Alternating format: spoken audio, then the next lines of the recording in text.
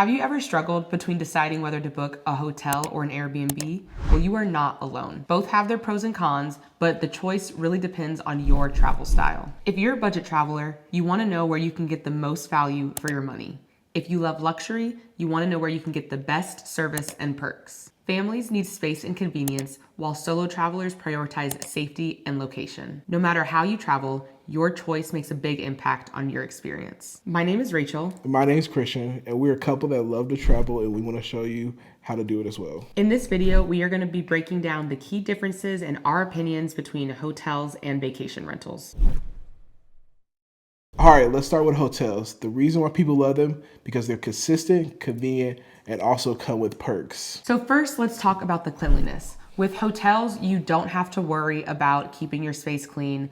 Most hotels are offering daily house cleaning. You don't have to make your bed in the morning, and you're not having to, wash dishes or take out trash at the end of your trip. Yeah, I love the fact that hotels clean up after us.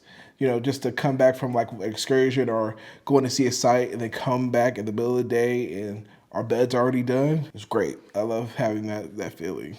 And if there's different things that you do at home that you want to keep up, like at home, maybe it sounds like a lot, but I like to use a clean towel every time I wash my face.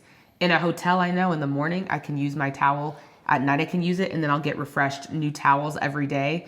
And that's just something that you can't always expect when you're traveling outside of a hotel system. Yeah, because at an Airbnb, you got just your set amount of towels. So at one of our last hotels, I did try to consistently wash and dry, but that was me having to do that, not the Airbnb. So it's whatever you choose and how you like to travel. Second, early check-in and late checkout. While not always guarantee, hotels are more likely to accommodate you to check in earlier or do a late checkout. That's such an awesome thing when you have certain type of flights where you're coming in late and you can check in at your hotel at some point, or if you're coming in really early and you can check in early. With vacation rentals, they have that early checkout where you got to check out at 11. Vacation rentals don't have that where you can store your luggage and you have to be out right at 11. So I think hotels give that option for early, late check-in, late checkout. Sometimes you may have to pay for it. And sometimes if you have perks with your hotel, that can go along with it as well.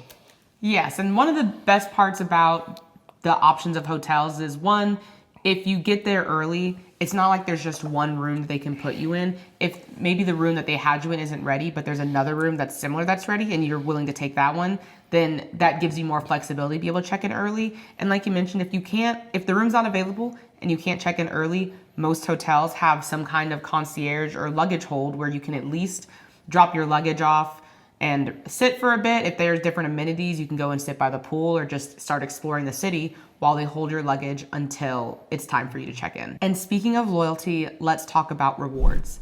With a lot of hotel chains, they like to reward their members for staying consistent to that brand. So you spend a bunch of nights with Hilton or Hyatt or IHG or Marriott, they're going to give you certain perks on top of other members. So like we mentioned before, you might get that guaranteed early check-in, late checkout. You'll get points that you earn for your stay. And if you're someone that likes to use rewards or points and miles for your lodging, then hotels would really have that big leg up, because a lot of vacation rentals like Airbnb and Vrbo don't have a sort of points redemption system. Or if you're trying to use your lodging for free or close to free, hotels might be a better option because of that loyalty system. Definitely one of the perks of being a part of this one's in the programs of the rewards and points. Get to take advantage of that when it comes to either being in a nicer hotel or don't have to use as much money and use points instead for our stays. We even just recently bought IHG points in order to use those for some international stays because the redemption would be so good. And so that's one way where if we were using an Airbnb, we can't buy money for a discounted rate, like we can buy points for a discounted rate. So that gives us an advantage as far as the point stays. And also with some hotel brands like Hilton and IHG, if you stay a certain amount of nights on points, then you get the 4th or the 5th night free, which just adds to your savings. And we like all hotels, but if you want to know why we purchased a lot of those IHG points, let us know and then we'll make a video about that. Another plus is on-site amenities. Most hotels have some kind of cafe, bar, or restaurant. That way you don't have to travel far to get food should you want some.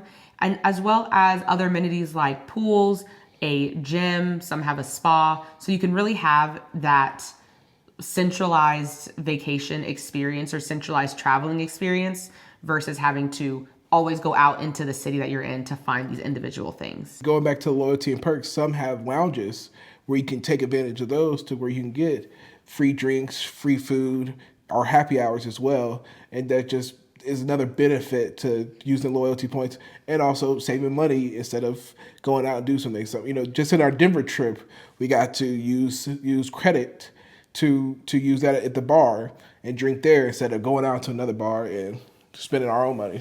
Finally, a great pro about hotels is the payment flexibility. With hotels, most times you don't have to put a deposit down. You don't have to prepay, and you can get really good refundable options. With vacation rentals, Airbnbs, you have to put down either a deposit or you have to prepay everything, and they don't have such great refund policies. There's some, you might get lucky with some that have good refund where it's like you can refund 24 hours or refund a week before, but still, you kind of just have to just put that money front when you're with a vacation rental. You don't have to do that with a hotel. And that's something that's a kind of a secret I do when I'm looking to our new places. I book a hotel, and then while I'm doing that, I look for other options around the city just in case I miss something, because it takes me a while to pick a spot. And then if he does find something cheaper, a lot of times hotels have a pretty flexible cancellation policy. Like you can cancel up until 24 hours or 48 hours before the day you arrive. So there have been times where the week of a trip, the week before a trip, he found another hotel that we had wanted that was sold out where someone else probably canceled their reservation, and we were able to pick that one up and easily go back and cancel the first one without having to pay any type of penalty. But hotels aren't perfect. The biggest downside is less space, especially in the European countries. I'm a bigger guy, so I can definitely contest to that. There's going to be less space, but you're in Europe, so have fun. It's what you pick and what you get. And also, if you want to spend more money, have a bigger spot. You could definitely do that. But we are budget travelers, or I don't know if we're budget travelers. Or something. We don't like to spend an enormous amount of money on our accommodations. We like to use that money for adventures and going out and do stuff. So there are going to be a chance of less space in a hotel room. And another downside is the noise. Although it doesn't apply to every hotel and it's not necessarily fixed in every type of vacation rental, with hotels, you are more times than not in rooms separated by probably not so thick walls. And so if you're in maybe a town that stays up later, but you like to go to bed early, you could hear the rest of the people on your floor coming home at 3, 4, 5 in the morning when you're trying to sleep, or people could be waking up earlier, heading out for the day. And so not having that type of privacy or just seclusion from the noise can be bothersome depending on what your travel habits are. Now let's talk about vacation rentals. Whether it's an Airbnb or Vrbo or another type of vacation rental, these are perfect for people who prioritize space and a home-like environment. First, more space.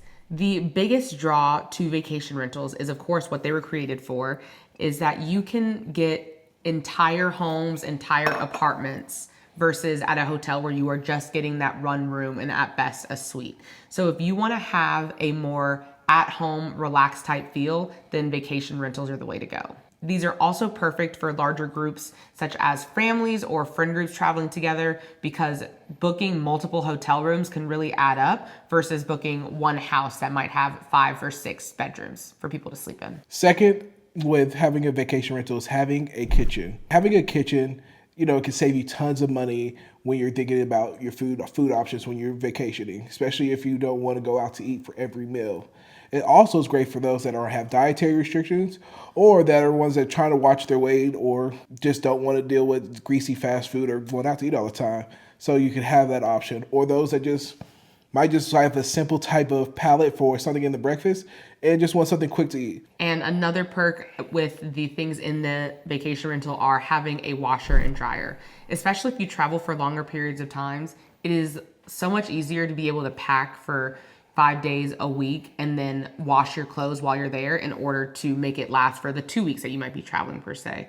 And on top of that, with the towels and things like that, you're just able to keep everything clean on your own. Whereas if you're at a hotel and your clothes get dirty, you are either stuck washing them in the sink or looking for a laundromat. Some hotels may have like a mini laundromat in there where you can put coins in and wash your clothes, but you can specifically sort out vacation rentals that have washer and dryers if that's an amenity that you're looking for. And as we've learned in almost all of the continents outside of the one we're on, having a washer and no dryer is very common. A lot of people hang dry their clothes. I'm okay with it because I know it's better for your clothes, and I just bring things that are quick drying. I'm fine with getting them clean and then hanging them up and letting them dry that way. So piggyback on the point of the kitchen, the bigger space, washer dryer, vacation rentals, Airbnbs make it just feel more homey.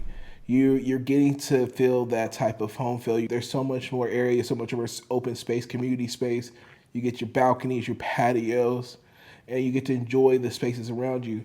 And in a hotel, you have those spaces, but you got to go out, key card to those places, share places with other strangers, and you got to deal with that. Airbnb vacation rental, if you choose the right one, you get to experience. Just like we had in Puerto Vallarta, we had a great patio that was amazing.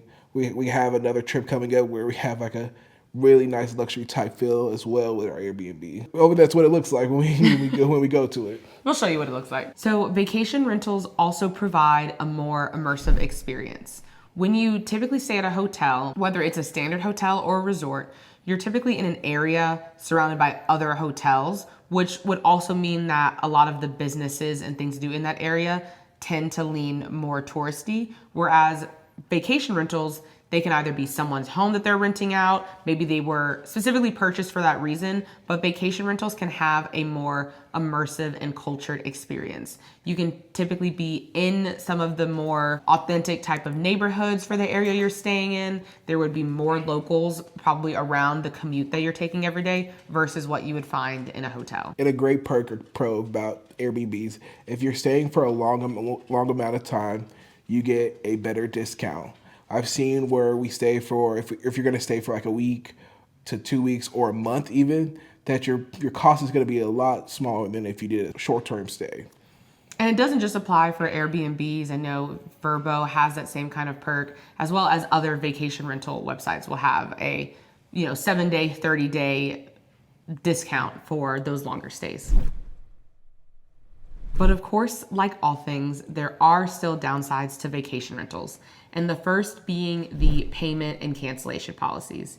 For most vacation rentals, when you book it, you have to pay some kind of deposit, whether it is half upfront or the full thing upfront. And that can really lead to some issues, especially if you're booking a lot of travel. Let's say you're trying to spend a summer abroad, and so you're booking multiple Airbnbs or multiple stays. If you have to pay the full thing up front, that can be a lot of money when maybe you were hoping to spread out those expenses month to month. And then if you were to make changes to your plans, for many of them, maybe it's like a month before or 2 weeks before the trip, even if you cancel it, there is still like a 75 to 80% cancellation fee. So 80% of what you would have paid for that vacation rental, which probably wasn't cheap, they just get to keep. And sometimes that is a bigger risk than I am willing to take with how often just travel plans can change. Yeah, definitely. When you want to just do, like, it's a great example of the European trip, you just putting all that money up front, it can be a lot. And it's like stressful because you just hope that it works out and you already put that money up front. There's no going back from there. And we've just done so many trips where things have changed last minute, and we were able to like completely cancel the first trip and start booking the second one because we were staying in hotels and we didn't have like money on the line with different vacation rental stays. And I'm saying you could always try to attempt to talk to the owner of the Airbnb vacation rental and see, maybe get lucky and talk to them, and they might help you out. They may not, but there doesn't hurt with asking. Yeah, and unlike hotels, a lot of these vacation rentals are owned by maybe one person, maybe a family. So they also have a lot more to lose than, let's say, a corporation like Marriott. Marriott can eat the loss, but this man and his family maybe cannot. Mm-hmm. So it's just something to keep in mind. Second are the hidden fees that go within a vacation rental. Now, some Airbnb, some other sites have probably shown you that full price now, but there's a lot of other fees they don't show you. The cleaning fee, the service fee, the extra guest fee. Those things can add up. it could go from you think you looking at a place and it'd be a great cost nightly or the whole thing, and then when you go to click to get the total price, and it could jump $200 to $500 on you. You can't go to that property anymore. And they can get you on the back end too. They have those fees up front, but then when you check out, it's really up to the host's discretion on if there's any additional fees. So just because you've completed your stay doesn't necessarily mean you're in the clear. There's always a chance to get charged for damages that come up, additional cleaning fees, really any kind of inconvenience. And with all of that cleaning fee, you would think that you would have a better experience in a hotel, but there's still no daily housekeeping. There's probably no housekeeping at all if you're in a vacation rental. And that is another one of the cons, is that when you're in this vacation rental, for however long you're there, it's only as clean as you keep it. If I decide to use 3.5 towels a day and they only gave us 5 towels, then I'm going to come into an issue on day 2 when I'm at 0 towels and I have 14 days left of this trip. So the cleaning is all on you, which may be a homier feel, but now I'm washing dishes and taking out the trash and sweeping and the whole nine. Yeah, but I've seen where if you stay there for a month longer, sometimes they do offer a housekeeper to come in.